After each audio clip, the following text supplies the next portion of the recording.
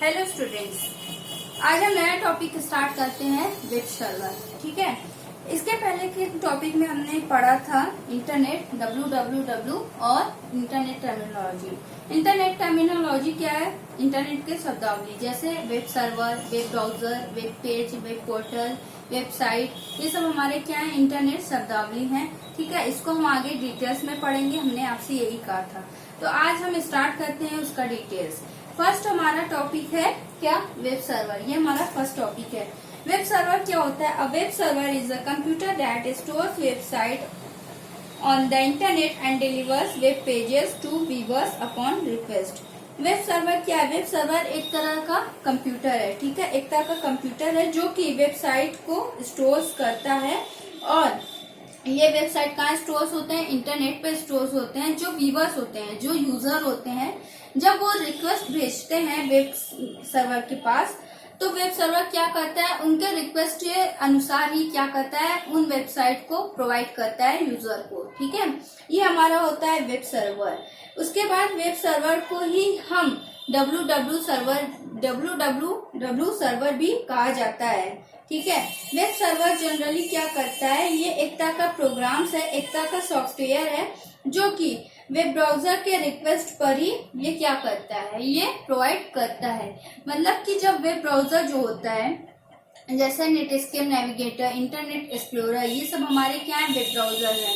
तो जब इन web browsers पर जब हम कोई भी अगर वेबसाइट टाइप करते हैं, कोई URL देते हैं, तो उसके अनुसार क्या होता है? हमारा वेब सर्वर उस रिक्वेस्ट के अनुसार हमें वो सारे वेबसाइट्स, वेब पेजेस जो हैं वो प्रोवाइड करते हैं। ठीक है, तो ये हो गया हमारा वेब सर्वर। वेब सर्वर मतलब कि जो वेबसाइट्स होते हैं, ठीक है, वेबसाइट, वेब पेजेस की कलेक्शन को वेब सर्वर अपने पास रखता है। और जब कोई यूजर जो होता है, जब उसके पास ये रिक्वेस्ट भेजता है कि जो भी टाइप उसको वेबसाइट चाहिए, उसको वो टाइप करता है, तो उससे उस वेबसाइट के रिलेटेड को, वेब पेज को वो हमारे तक पहुंचाता है, हमें शो करके दिखाता है। ठीक है, तो वो हमारे रिक्वेस्ट के अनुसार ही वो चलता है। ये हमारा था वेब सर्वर। फिर नेक्स्ट है हमारा difference between server and web server. मतलब सर्वर और वेब सर्वर में क्या डिफरेंस है, और सर्वर और वेब सर्वर में क्या डिफरेंस है? तो सर्वर क्या होता है? सर्वर इज अ कंप्यूटर और device on a network that manages network resources. A server, एक सर्वर क्या होता है? एक तरह का ये कंप्यूटर हम कह सकते हैं, या फिर हम इसको एक डिवाइस कह सकते हैं, जो कि क्या काम करता है?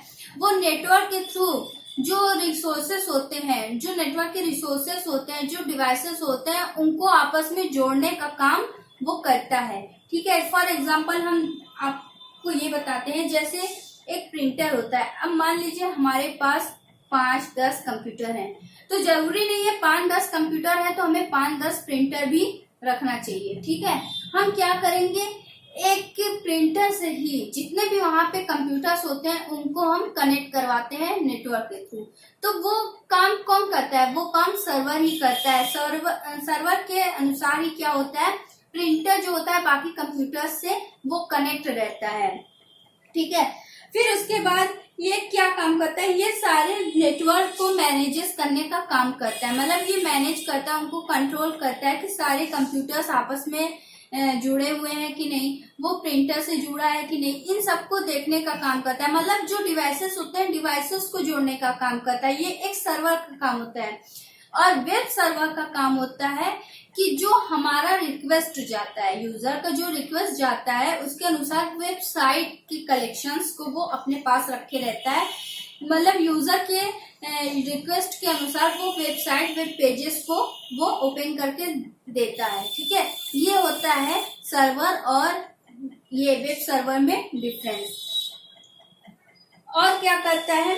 जैसे ये कई तरह के सर्वर्स होते हैं। ठीक है, अलग अलग टाइप्स के सर्वर्स होते हैं, जैसे file server, mail server, web server, ये अलग अलग टाइप्स के सर्वर होते हैं। इसको हम आगे के चैप्टर में डिटेल में पढ़ेंगे, जो इस टाइप्स के सर्वर होते हैं। और वेब सर्वर क्या होता है? वेब सर्वर आपको हमने बता दिया वो क्या करता है? वेब पेजेस को डिलीवर करने का काम करता है। किसके रिक्वेस्ट पर? यूजर के रिक्वेस्ट पर वो वेब पेजेस को डिलीवर करने का काम करता है। और HTTP के रिक्वेस्ट पे, मतलब हाइपर टेक्स्ट ट्रांसफर प्रोटोकॉल के रिक्वेस्ट पर वो वेब पेजेस को डिलीवर करता है। अब हाइपर टेक्स्ट ट्रांसफर प्रोटोकॉल क्या होता है? जैसे हमारा HTTP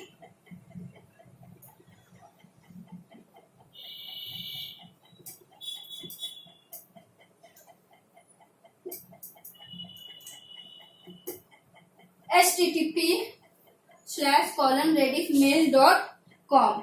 तो इसके अनुसार वो क्या करता है, यहाँ पे नहीं, यहाँ पे होगा कॉलन। इसके अनुसार क्या होता है, जब हम ये चीज देते हैं, जब हम वेब सर्वर के पास ये चीज भेजते हैं, तो वो क्या करता है, इसको रीड करता है।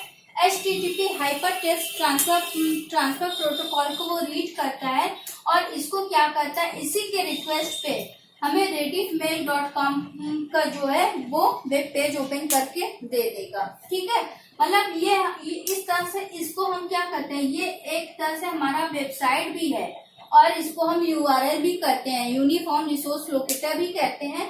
ये वेब सर्वर जो होता है इस HTTP के रिक्वेस्ट पर rediffmail.com जो हमारा ये साइट है इसको ये ओपन करके दे देगा। और एक ये क्या है, ये डोमेन नेम है। ठीक है, .com जो है ये डोमेन नेम है, ये काम करता है वेब सर्वर। अब नेक्स्ट हमारा टॉपिक आता है services provided by a server. Server के थ्रू क्या क्या सर्विस प्रोवाइड होता है। ठीक है, ये हमारा नेक्स्ट टॉपिक है। इसका फर्स्ट हेडिंग है इक्विपमेंट रिसोर्स शेयरिंग।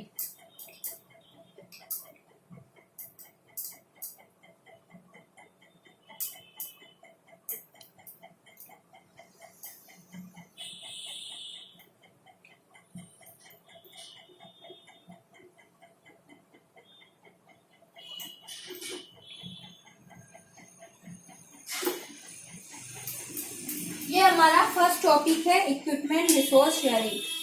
जैसे कि आप सब जानते हैं कि सर्वर का काम क्या होता है। सर्वर का काम होता है वो जो डिवाइसेस होते हैं, जो रिसोर्सेस होते हैं नेटवर्क के थ्रू, उनको मैनेज करने का काम सर्वर का होता है। सर्वर की जिम्मेदारी हो जाता है कि वो नेटवर्क के रिसोर्स को, नेटवर्क के रिक्वेस्ट को वो हैंडल करे। मतलब कि कंप्यूटर और प्रिंटर में जो नेटवर्क है, जहाँ प्रिंटर कंप्यूटर को जरूरत है प्रिंटर की, तो कंप्यूटर के रिक्वेस्ट को वो फुलफिल करेगा किसके थ्रू, प्रिंटर के थ्रू। प्रिंटर को उससे कनेक्ट करा के वो उसके रिक्वेस्ट को फुलफिल करता है। तो फर्स्ट टॉपिक हमारा आता है इक्विपमेंट रिसोर्स शेयरिंग। इसमें क्या होता है, जो हाई क्वालिटी के प्रिंटर्स होते हैं, ठीक है, हाई क्वालिटी के जो प्रिंटर्स होते हैं उनको डायरेक्ट नेटवर्क से क्या करता है, वो कनेक्ट कराता है। कौन, सर्वर। सर्वर क्या करता है, डायरेक्ट नेटवर्क से उसको कनेक्ट कराता है। मतलब जो हमारा कंप्यूटर्स होते हैं उनको वो क्या करता है, कनेक्ट कराता है। और ये सर्वर की रिस्पॉन्सिबल है कि जो रिसोर्स की रिक्वेस्ट है उसको वो शेयर करे। ठीक है, उसको वो फुलफिल करे। जैसे एक कंप्यूटर का रिक्वेस्ट है कि उसे प्रिंटर की जरूरत है, उसे प्रिंट आउट निकालना है तो उसे प्रिंटर की जरूरत है, तो ये चीज सर्वर तक पहुंचता है कि कंप्यूटर का रिक्वेस्ट ये है, कंप्यूटर का डिमांड ये है। तो क्या करता है, प्रिंटर को उससे कनेक्ट करा के उसकी डिमांड को पूरा करता है। जो उसके रिक्वेस्ट है उसको वो फुलफिल करता है, प्रिंटर को शेयर करके वो उसके चीजों को फुलफिल करता है। तो यही है इक्विपमेंट रिसोर्स शेयरिंग। मतलब जो डिवाइसेस होते हैं, ठीक है, जो रिसोर्स होते हैं, जो उसके संसाधन चाहिए नेटवर्क के, उसको शेयर करके उसको वो फुलफिल करता है। नेक्स्ट हेडिंग है centralised file saving for data sharing.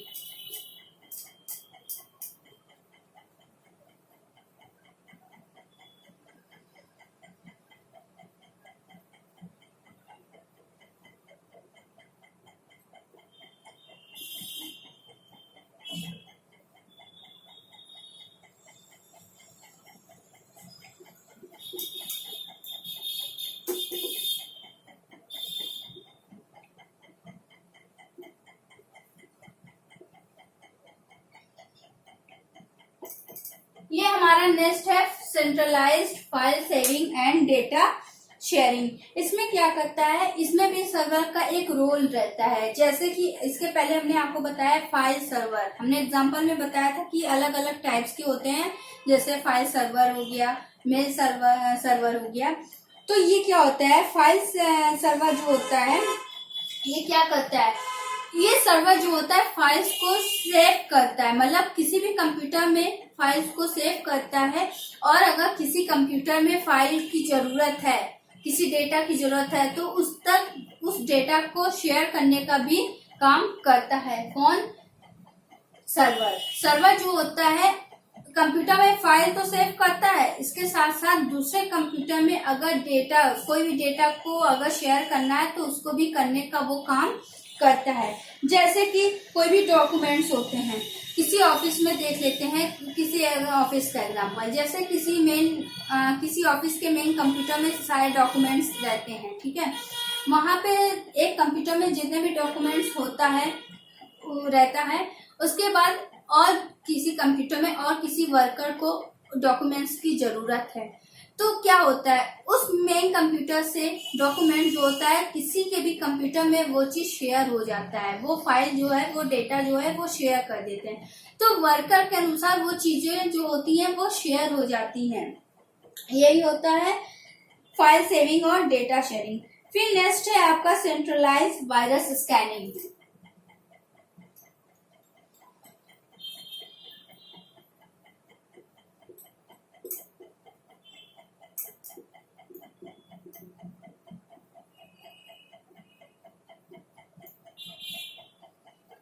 Next है आपका सेंट्रलाइज वायरस स्कैनिंग। इसके अंदर क्या होता है, जो फाइल सर्वर होता है वो क्या करता है, वो समय समय पे रन करता रहता है, मतलब कोई भी फाइल होता है जो है उसको स्कैन करता रहता है कि उसमें कहीं वायरस तो ना आ गया हो, वायरस ना आ जाए, इसीलिए वो लगातार फाइलों को स्कैन करता रहता है। और यही काम ये करता है कौन? File server. फाइल सर्वर जो होता है वो काम करता है कि किसी भी फाइल्स में कोई वायरस ना आए, तो वो हमेशा फाइल्स को स्कैन करता रहता है। यहाँ सर्वर जो होते हैं वो अलग अलग टाइप्स के होते हैं, और जो अलग अलग टाइप्स के सर्वर होते हैं उनका काम अलग अलग होता है, और वो अपने काम के अनुसार जो उनकी जैसे ड्यूटी रहती है, जो उनका काम रहता है, वो उसके अनुसार वो अपना काम करते हैं। नेक्स्ट आता है सेंट्रलाइज बैकअप्स।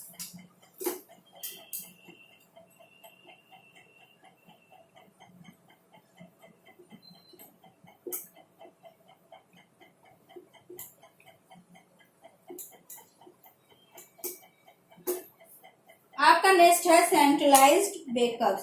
इसमें क्या होता है, जैसे जो हाई कैपेसिटी के फाइल्स होते हैं, ठीक है, हाई कैपेसिटी के फाइल्स होते हैं, कभी क्या होता है किसी भी यूजर के थ्रू वो क्या होता है, कुछ फाइल में कुछ प्रॉब्लम्स आ जाती हैं, ठीक है, फाइल रन नहीं कर पाता, या फाइल में जो भी प्रॉब्लम्स आती हैं, तो ये सर्वर क्या करता है, वो फाइल की जो प्रॉब्लम्स होती है उसको सॉल्व करता है, ठीक है, उसको सॉल्व करता है। जैसे ये क्या करता है, जैसे कोई भी इंसान होता है, रात दिन कंप्यूटर पे काम करता है और काम करता रहता है, वो क्या करता है, एक बार वो उसका काम नहीं हो पाता, दूसरी बार करता है वो भी नहीं कर पाता, तो क्या करता है, वो लगातार काम करता रहता है। अगर नहीं हो पाता है तो उसके बाद क्या होता है, सर्वर जो होता है वो फाइल्स का बैकअप देता है।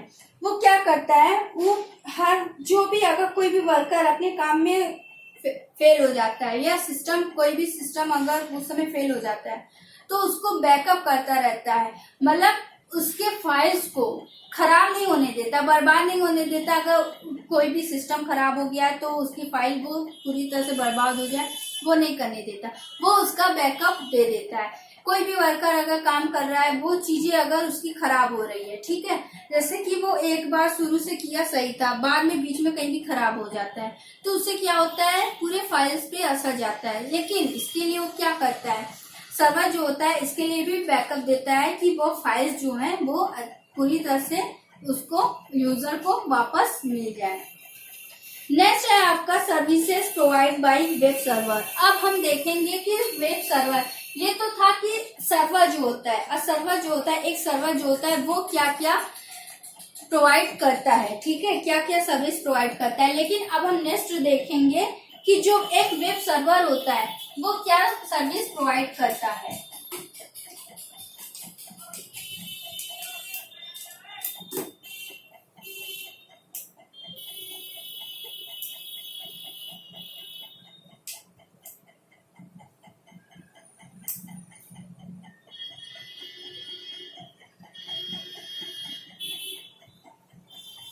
हम अभी तक ये जान गए हैं कि वेब सर्वर क्या करता है। वेब सर्वर का काम ये होता है कि जो यूजर का रिक्वेस्ट हो उसके अकॉर्डिंग वो उनके सामने वेबसाइट को, यूआरएल को उनके सामने वो दे सके, ठीक है, वेब पेजेस को वो प्रोवाइड कर सकते, किसके अनुसार, यूजर के अनुसार, ठीक है।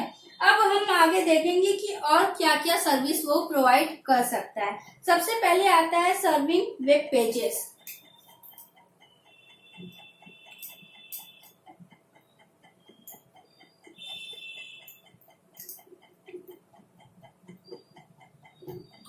सर्विंग वेब पेजेस, इसका मतलब क्या होता है कि वेब सर्वर का सबसे पहला काम यही होता है, ठीक है, सबसे पहला काम यही होता है कि वेब पेजेस का वो डिलीवर कर सके, किसके थ्रू, क्लाइंट के थ्रू, मतलब जो यूजर हैं उनके अकॉर्डिंग, उनके रिक्वेस्ट पर वेब पेज को उन तक पहुंचा सके। ये किसका काम होता है, ये वेब सर्वर का काम होता है। और किसके through, hyper text transfer protocol के थ्रू, HTTP के थ्रू। जब HTTP लग जाता है तो वो उसका रिक्वेस्ट हो जाता है यूजर का, और ये वेब सर्वर जो होता है इस बात को समझ जाता है कि रिक्वेस्ट आया है किसका, यूजर का आया है, तो वो क्या करता है, यूजर के रिक्वेस्ट को वो फुलफिल करता है, वेब पेज को ओपन करके वो दे देता है। और ये क्या करता है, और इसका ही सबसे मतलब होता है, मतलब इन सबसे उसका ये मतलब होता है कि जो पेजेस रहते हैं वो HTML में बने होते हैं, हाइपर टेक्स्ट मार्कअप लैंग्वेज में बने होते हैं। जैसे कोई भी वेब पेज होता है, वेबसाइट जो होता है, हमने आपको बताया था जब HTML पढ़ाए थे तो हमने आपको ये बताया था कि HTML का यूज हम करते हैं वेब पेज को बनाने के लिए, वेब पेज के डिजाइन के लिए हम HTML का यूज करते हैं। तो इसमें क्या होता है कि जब वेब पेज को डिजाइन किया जाता है उसमें क्या होता है, HTML का यूज होता है।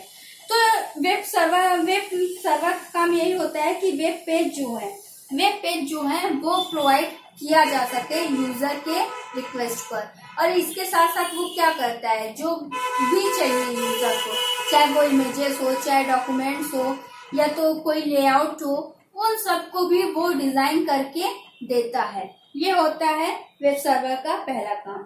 सेकंड होता है running gateway programs and returning output.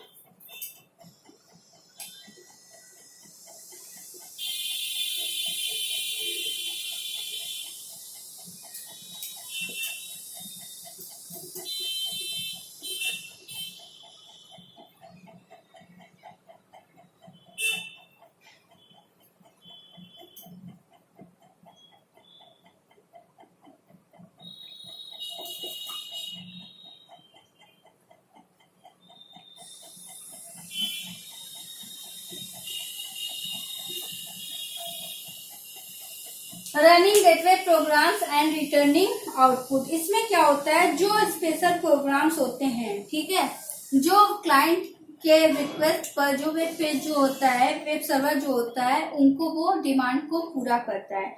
तो जो वेब सर्वर के पास जो स्पेशल प्रोग्राम्स होते हैं उसको बोलते हैं CGI प्रोग्राम्स। ये CGI प्रोग्राम्स होते हैं, जब किसी भी यूजर को कोई स्पेशल प्रोग्राम चाहिए तो उसका रिक्वेस्ट वो भेजता है वेब सर्वर के पास, और वेब सर्वर क्या करता है, उसके रिक्वेस्ट को वो फुलफिल करता है। तो यहाँ पे जो भी प्रोग्राम्स चाहिए, सिर्फ पेजेस या डॉक्यूमेंट्स की बात नहीं हो रही है, कोई प्रोग्राम्स भी अगर किसी को चाहिए, किसी यूजर को, तो वो भी वेब सर्वर वो भी प्रोवाइड करने का काम करता है। और फिर उसके बाद अगर किसी भी क्लाइंट को अगर कोई आउटपुट चाहिए, ठीक है, कोई अगर उसको रिजल्ट चाहिए, तो उसको भी वो ढूंढ के उन तक पहुंचाने का काम वेब सर्वर करता है। मतलब इंटरनेट से रिलेटेड अभी तक हम सर्वर में क्या पढ़े थे, सर्वर क्या होता है, इंटरनेट से रिलेटेड नहीं, वो सिर्फ सिस्टम को जोड़ने का काम करता है। लेकिन यहाँ इंटरनेट आ गया है, इंटरनेट से related web server. Web server क्या करता है, इंटरनेट से रिलेटेड जितने भी काम होते हैं, ठीक है, कोई आंसर ढूंढना, ठीक है, कोई टॉपिक ढूंढना, या किसी का रिक्वेस्ट आया है कोई वेबसाइट ओपन करना, ये सारा काम जो होता है वेब सर्वर करता है। तो वो बदले में आउटपुट भी देता है। अगर यूजर को किसी भी चीज का अगर आउटपुट चाहिए तो वो रिक्वेस्ट भेजता है, तो सर्वर उसको वो आउटपुट भी देता है। नेक्स्ट है आपका controlling access to the server.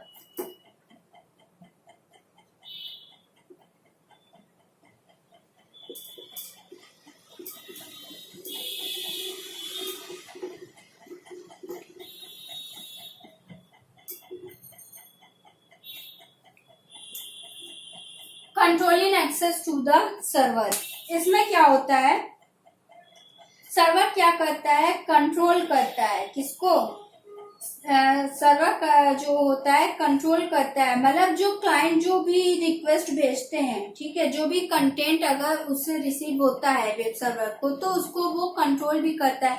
मतलब वो पूरी तरह से ध्यान दिया रहता है कि क्लाइंट को क्या रिक्वेस्ट आया है, उसके रिक्वेस्ट के अनुसार, क्लाइंट के रिक्वेस्ट के अनुसार ही वो क्या करता है, उनको वो चीजें प्रोवाइड करता है। ठीक है, इसमें क्या होता है, जब ऐसे कोई भी फॉर्म्स होता है, ठीक है, जब ऐसे कोई फॉर्म्स होता है, कोई अपलोड होता है, तो इसको भी वो क्या करता है, वो उस रिक्वेस्ट को एक्सेप्ट करता है। जैसे हमें कोई भी फाइल्स होता है, इंटरनेट पे हमें अपलोड करना है, तो हम वो चीज अपलोड करते हैं, तो वेब सर्वर क्या करता है, उस चीज को वो एक्सेप्ट कर लेता है। हमने जो रिक्वेस्ट है उसको भेजा है कि हमें ये चीज करना है, जैसे हमें कोई भी फाइल अपलोड करना है, कोई भी फॉर्म हमें अपलोड करना है, तो हमारे इस रिक्वेस्ट को वेब सर्वर क्या करता है, एक्सेप्ट करता है, और इसमें भी हमारी हेल्प करता है, हमारे फाइल्स को, हमारे डॉक्यूमेंट्स को वो अपलोड कर देता है, ठीक है, हमारे फॉर्म्स को वो अपलोड कर देता है। तो ये काम भी वेब सर्वर जो है वो करता है, मतलब कि जो भी हमें काम करना है, हमें जो भी चीजें अपलोड करना है, वो भी हमारा वेब सर्वर कर देता है। नेक्स्ट है आपका monitoring and logging all access.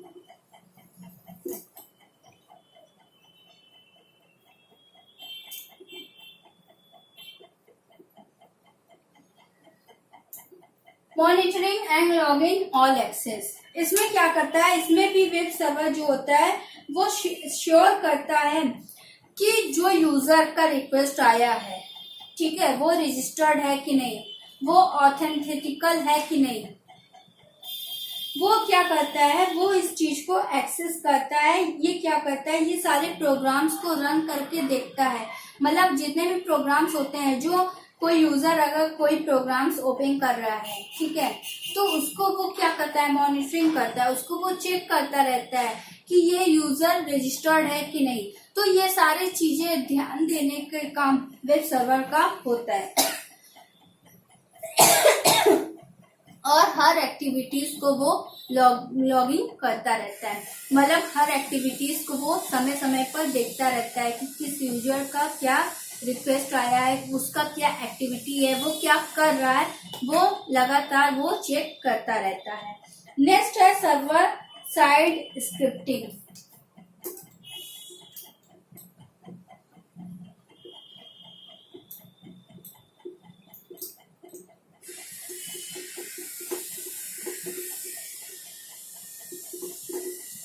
Server side scripting में क्या होता है, वेब सर्वर ये नहीं है कि सिर्फ फाइल्स को अपलोड करता है, या ये यूजर के रिक्वेस्ट को फुलफिल करता है, या सिर्फ यही नहीं करता कि वो चेक करता रहे समय समय पे कि क्या क्या एक्टिविटीज हो रहे हैं। ऐसा नहीं है कि सिर्फ सर्वर, वेब सर्वर जो होता है यही काम करता है।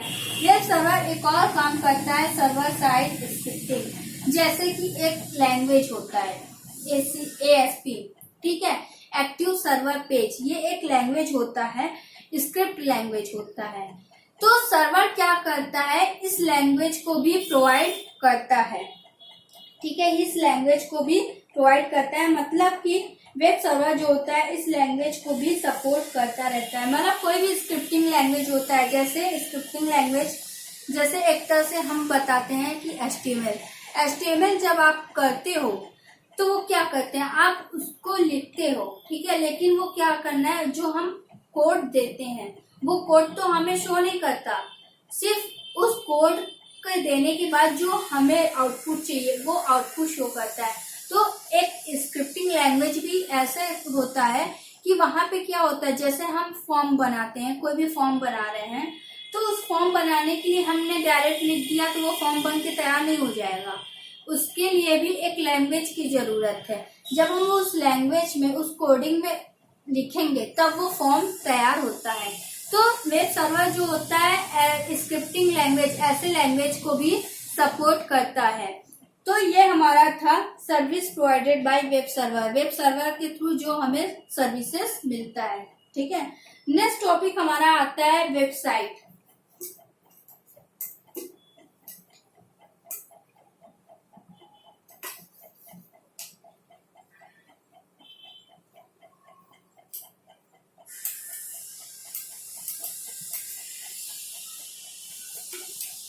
नेक्स्ट टॉपिक हमारा आता है वेबसाइट। अब वेबसाइट क्या होता है,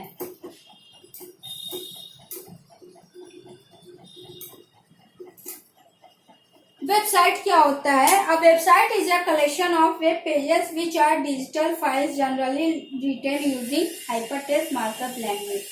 वेबसाइट क्या होता है? वेबसाइट जो होता है वो ग्रुप होता है। किसका ग्रुप होता है? वेब पेजेस का ग्रुप होता है। तो वेब पेजेस का जो समूह होता है उसी को क्या बोलते हैं? वेबसाइट बोलते हैं। जो कि किसमें लिखा रहता है? वो HTML का यूज रहता है, मतलब उस के फाइल्स को बनाने के लिए HTML का यूज करते हैं। वेबसाइट के जो ग्रुप्स होते हैं वेब पेजेस, उनको बनाने के लिए हम HTML का यूज करते हैं। और वेबसाइट क्या करता है? जब किसी को भी पूरे दुनिया में किसी भी समय किसी को भी किसी भी वेबसाइट की जरूरत होता है तो वो प्रोवाइड हो जाता है, ठीक है, हमेशा वो अवेलेबल होता है। फिर उसके बाद वो क्या करता है? वो हमेशा होस्ट का काम करता है। और वो किससे कनेक्ट होता है? वो इंटरनेट से कनेक्ट रहता है और हमेशा होस्ट का काम करता है। किसके लिए करता है? वो सर्वर के लिए करता है। वेब सर्वर के लिए हमेशा होस्ट का काम करता है। जैसे कि जब कोई यूजर को किसी की भी चीज की जरूरत होती है तो वो वेबसाइट को वेब ब्राउजर में जब टाइप कर देते हैं तो वो क्या करता है? वो रिक्वेस्ट पहुंच जाता है वेब सर्वर के पास। तो वेब सर्वर के लिए वो एक होस्ट का काम करता है और वो लोगों की जरूरतों को पूरा करता है। तो ये तो आप लोगों को पता हो गया कि सर्वर क्या होता है, वेब सर्वर क्या होता है, वेबसाइट क्या होता है। वेबसाइट जो होता है, website is a group of web pages. Web pages के ग्रुप को हम वेबसाइट कहते हैं। वो वेब पेजेस के ग्रुप को, वेब पेजेस को कलेक्शन को वो रखता है। ये फिर उसके बाद वेब पेज क्या होता है? वेब पेज और वेबसाइट जो होते हैं आपस में जुड़े होते हैं, ठीक है, आपस में वो लिंक रहते हैं। किसके थ्रू? हाइपर लिंक या हाइपर टेक्स्ट के थ्रू वो आपस में जुड़े होते हैं। हाइपर लिंक क्या होता है? जब कोई भी एक पेज दूसरे पेज से किसी स्पेशल लिंक से जुड़ा होता है वो क्या होता है? वो हाइपर लिंक होता है। और हाइपर टेक्स्ट क्या होता है? जब कोई नॉर्मल टेक्स्ट, ठीक है, जब कोई नॉर्मल टेक्स्ट किसी अलग के लैंग्वेज में या किसी अलग कोड में या किसी स्क्रिप्ट लैंग्वेज में वो टेक्स्ट लिखा होता है तो वही क्या कहलाता है? वो हाइपर टेक्स्ट कहलाता है, ठीक है। फिर उसके बाद ये क्या होता है? ये नॉर्मली क्या करता है? वेब पेज जो होता है, वेब पेज में क्या होता है? इंफॉर्मेशन, डेटा को शेयर किया जाता है या वेब पेजेस को डिजाइन किया जाता है। किसके थ्रू डिजाइन किया जाता है? हाइपर टेक्स्ट के थ्रू वो क्या करता है? हाइपर टेक्स्ट के थ्रू वो डिजाइन रहता है और हाइपर लिंक के थ्रू वो शेयर होता है, ठीक है। और उसमें क्या होता है? ऐसा नहीं है कि वेबसाइट में सिर्फ वेब पेजेस में हमें क्या मिलेंगे, सिर्फ टॉपिक के डिटेल्स ही मिलेंगे, किसी भी टॉपिक का इंफॉर्मेशन मिलेंगे, ऐसा नहीं है। उसके साथ साथ हमें कोई भी डॉक्यूमेंट्स चाहिए, कोई वीडियोस चाहिए, कोई पिक्चर्स चाहिए, इमेजेस चाहिए, वो सारी चीजें भी हमें वेब पेज में मिलता है। ठीक है, और ये किसके थ्रू मिलता है, ये इंटरनेट के थ्रू मिलता है। बिना इंटरनेट के वेबसाइट और वेब पेज का कोई काम नहीं है। ठीक है, जब हमें इंटरनेट कनेक्शन जब हमारा रहेगा तभी तो हम कोई चीजें सर्च करेंगे, तभी तो वो सारी चीजें जो हैं वो सर्च हो सकेंगी, तभी उसी से रिलेटेड वेब पेजेस ओपन हो पाएंगी। तो ये सारा काम जो होता है इंटरनेट के थ्रू होता है। ठीक है, फिर इसके बाद हम देखते हैं वेबसाइट जो होता है, हमारे कोई भी प्रॉब्लम्स होते हैं उसका सलूशन वेबसाइट होता है। किसके थ्रू, वेब सर्वर के थ्रू। वेब सर्वर के थ्रू वेबसाइट जब हम टाइप करेंगे तो वहां पे क्या होगा, जब हम कोई भी वेबसाइट टाइप करते हैं तो ये चीजें हमारे वेब सर्वर को पहुंच जाता है कि रिक्वेस्ट आया हुआ है। ठीक है, उस वेबसाइट को देखकर वो समझ जाता है कि इससे रिलेटेड हमें वेब पेज को प्रोवाइड करना है, तो उस वेबसाइट से रिलेटेड उस वेब पेज को वो प्रोवाइड कर देता है। कौन, वेब सर्वर प्रोवाइड करता है। अब यहाँ पे हम नेक्स्ट देखेंगे क्या क्या कंपोनेंट्स हैं वेबसाइट के। कंपोनेंट्स ऑफ अ वेबसाइट, सबसे पहले आता है कंपोनेंट्स ऑफ अ वेबसाइट में वेब होस्ट।